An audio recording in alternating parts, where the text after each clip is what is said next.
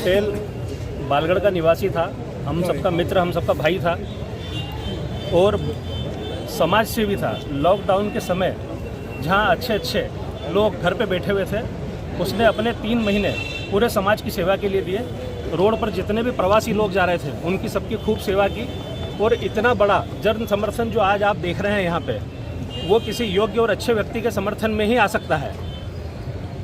जिस हत्यारे ने वो नशे से हत्या की है हमारे भाई की, उसने सिर्फ एक व्यक्ति की हत्या नहीं की है, उसके ऊपर पूरे परिवार की हत्या का आरोप लगना चाहिए, क्योंकि उसके माता पिता, उसकी पत्नी, उसका छोटा सा 2 साल का बेटा, वो सब उसी के ऊपर आश्रित थे और उसने उसको ख़त्म करके उस पूरे परिवार को ख़त्म कर दिया है।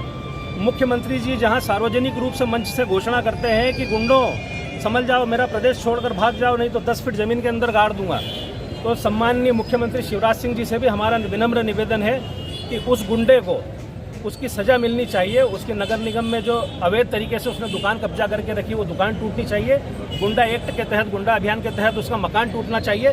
और हम प्रमुख रूप से 2 मांगे यहाँ पर लेकर एसपी साहब के पास आए थे कि एक तो जो आई विटनेस है, 2-3 आई विटनेस है, उनको एक बार इनके कस्टडी में लिया जाए, उनसे तरीके से पूछताछ की जाए।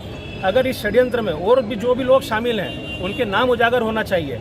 हमें ऐसा पता चला है कि योगेश मामू का फ़ोन अभी तक ट्रेस नहीं कर पाए हैं। ये पुलिस प्रशासन की उपलब्धि है और हम उसके लिए आभारी भी हैं पुलिस प्रशासन के कि उन्हें तत्परता दिखाते हुए उस आरोपी को तुरंत पकड़ा। लेकिन उसका फ़ोन अगर पकड़ में आएगा तो और भी ज़्यादा डिटेल पुलिस प्रशासन को भी सहूलियत होगी और हम लोगों के लिए भी अच्छा होगा। एसपी, हाँ, और हमारी दूसरी मांग ये थी कि एसपी साहब किसी नीचे छोटे अधिकारी को न देते हुए खुद अपने संज्ञान में सारा का सारा मामला रखें तो ज़्यादा बेहतर होगा।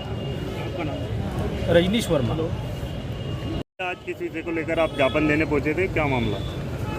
श्री सिद्धिविनायक भक्त मंडल का एक हमारा साथी योगेश पटेल मामू आज हम लोगों के बीच में नहीं है। उसकी निर्गमता से और एक ऐसा कहा जाए कि हत्या जिस प्रकार से की गई है, जैसे कोई शार्प शूटरों द्वारा हत्या की जाती है, उस प्रकार से जिस प्रकार से निर्गम हत्या उसकी हुई है, उस हत्या के विरोध में हम आज न्याय की गुहार लगाने हम पुलिस अधीक्षक महोदय के पास आए थे और हमने उनसे मांग रखी है कि उसको न्याय मिले, जल्दी से जल्दी अपराधी पकड़े जाएं और अपराधी का घर टूटे, साथ ही साथ उसको आर्थिक सहायता शासन की तरफ से 10 लाख रुपये उसके परिवार वालों को मिले।